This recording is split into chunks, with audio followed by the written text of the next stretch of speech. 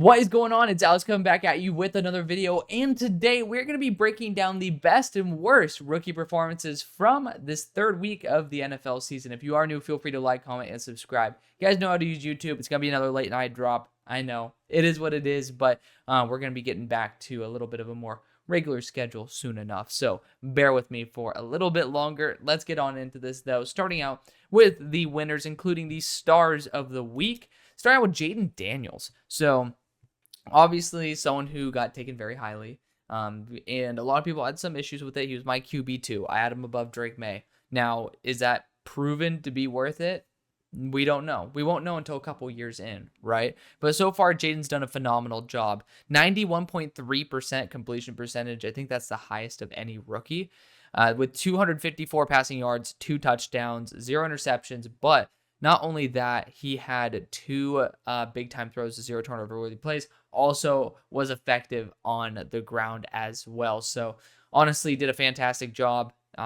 Just somebody who's doing even better than maybe I would have thought to start out day one. But, he graded out as a pure starter for me, and, I'm pretty damn happy with that. Let's talk about Latu next. He actually was pretty disappointing before this week, and if you look at how he was doing, it's like a pressure a game, or not even that. I think it was 1 pressure total in the 2 games before this, over I think like 30-something passing rushing reps.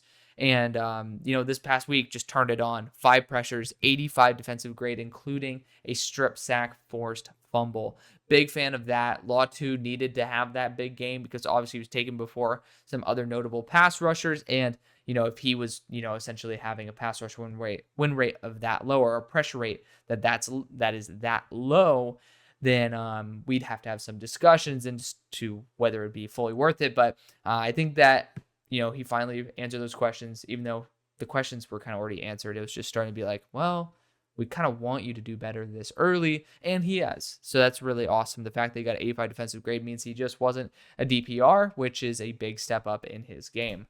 Now let's talk about JC Latham, who's back on the winners list again. He had only 1 pressure allowed, 81 pass blocking grade. The thing that I love the most, though, is the highest pass blocking grade on the team. For someone who is really, really raw, he's doing a fantastic job. And this is versus Green Bay. So really big plus to him. He's doing a fantastic job. Big fan of what JC Latham's doing. Malik Neighbors, of course, has to make the list again. If you guys can't tell, the star in the corner, if it is not just the standard, yellow star, means that they're on it back-to-back weeks. So Malik Neighbors is back.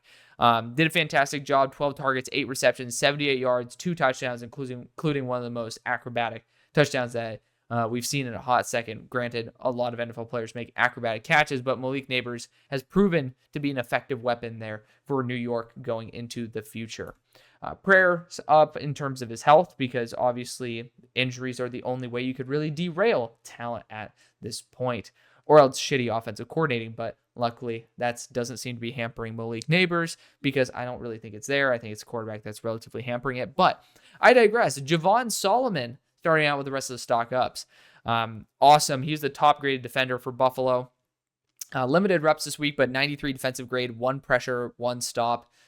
Just somebody that kind of is viewed as, a DPR, so like lower in the weight, didn't test out overly too well, fell in the draft.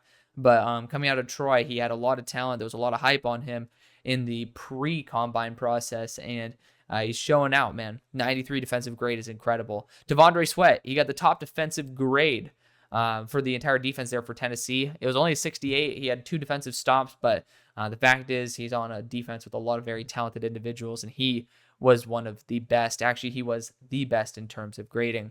Braden Fisk is next. He easily could have been a star of the week, by the way. I mean, these guys are all stars because I have way more than this on a spreadsheet of guys who won. These are just the 14 of the winners and 11 of the losers that I get to mention. But Braden Fisk, 7 pressures, 1 defensive stop, and he did get a 54 defensive grade. I'm not really fully sure as to what the hell is going on with that, but at the end of the day, I mean, it just wasn't overly consistent, apparently, according to PFF, but I thought he did a really, really solid job. So even with a 54 grade, I don't give a shit. I'm putting him on here. 7 pressures is absolutely batshit crazy. Caleb Williams and Romo Dunze finally being teleported from the losers list to the winners. Super happy for that. Caleb Williams, 33 completions, 363 yards, 2 touchdowns, 2 picks, 2 big-time throws, 1 turnover-worthy play. Yeah, he had those picks. He had that turnover-worthy play. But looking at that jump up from where it's been, it's night and day. And the fact that Rome Odunze, with 11 targets, 6 completions, 112 yards, and a touchdown, finally got to break out, this is what you guys have been waiting for, and it's awesome to see. This is year one. Some quarterbacks really struggle year one and end up doing better year two. At least you're starting to see some really big flashes from Caleb Williams, and I only hope for that to continue. Zach Frazier is next. Ended up having 1 pressure. He had a 57 pass blocking grade, so not necessarily amazing, but he ended up having, I ended up having an 88 offensive grade. I think it was like an 89 or a 90 in the run blocking category, so he's just been dominant. Baldy's breakdowns ended up bringing up his name quite a bit, and ended up showing quite a few pancakes from him even in this past week. So it looks like he's having a very good time, at least mauling in the run game. Bucky Irving's next. Fantastic performance. 3 targets, 3 receptions, 14 yards, 9 carries, 70 yards, 6 missed tackles forced. And only along with 32, so it wasn't like he got a 60-yard run and then ended up being kind of buns on the rest of those touches. Like, legitimately consistent. Over half of his carries ended up with a missed tackle. And even when factoring in the touches through the receiving game, he ended up having a 50% missed tackle rate to touch. So that's absolutely phenomenal for Bucky. Tyke Smith, 85 defensive grade, 2 defensive stops, 4 completions on 5 targets for 28 yards, but he did have a pass breakup. So really well balanced. He bounced back from the week before, I believe, where he ended up having a little bit worse of a statistical stat line. So I do love seeing that Tyke Smith can get that bounce back. Elijah Chapman, go SMU. I never really saw this dude while I was here. He's sub 280 pounds, but is working as a defensive interior / ed. Like, he's a weird tweener there for New York, but 4 pressures, 86 defensive grade, 1 stop, limited reps as well. That's absolutely dominant for somebody who is a UDFA who really didn't even show it at SMU to that degree. I mean, the guy who shows it is Elijah Roberts, who's still on SMU, and it's like, well, if he's doing better than Elijah Chapman, do we really need to take a second look to see, like, oh, interesting. And then Bo Nix, I mean, he came away with the victory this week, and then he ended up having 25 completions for 216 yards, and he had 2 big-time throws and 1 turnover-worthy play, I believe. So, you know what? That's a big step up for Bo. I'm going to call it a winner. Good for him, man. Going on to the stock down, including our dud of the week, it is Kingsley Sua-Matea. Reason why he got benched.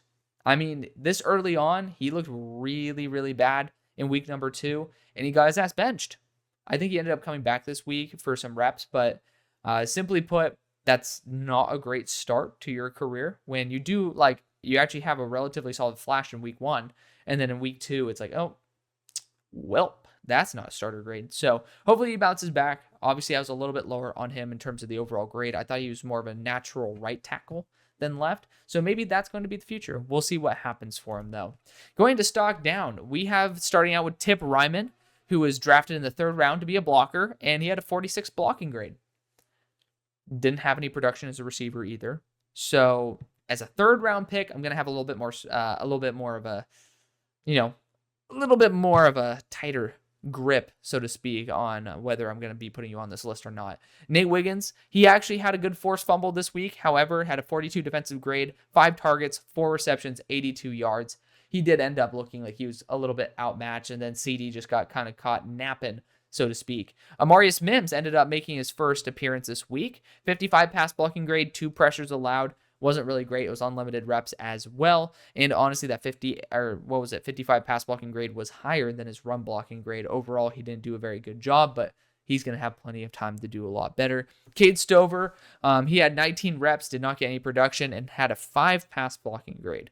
So, got to be able to affect the team positively in some way, shape, or form. And as I believe he was a 4th round pick or maybe a late 3rd round pick, he is certainly not doing that at the moment. However, obviously things will change. This is not looking at them as busts or not. It's looking at them on a week-by-week basis. Then we got Jarian Jones, defensive back out of Jacksonville. He's been on this list a couple times. He only had 6 reps, but he had a 58 defensive grade and was targeted twice and gave up 2 receptions for 16 yards. When he was out there, he was targeted. I'm hoping that improves, but there's not always a guaranteed chance of that happening. And if I'm not mistaken, I ended up seeing that he didn't trace the running back properly and ended up pretty much whiffing on that assignment, and it ended up being a huge play. Let me know if that was the correct memory on my behalf. Next is Tommy Eichenberg. He only had 5 reps, which I usually don't like including guys who do that. But when you get a 30 defensive grade and in those 5 reps, you allow a reception for 25 yards, is someone who I really do love. I'm gonna be a tough lover on this one. He's definitely making the stock down list. Caden Wallace and Layden Robinson are next. I mean, the New England offensive line is not doing too hot at the moment, and I think you guys agree.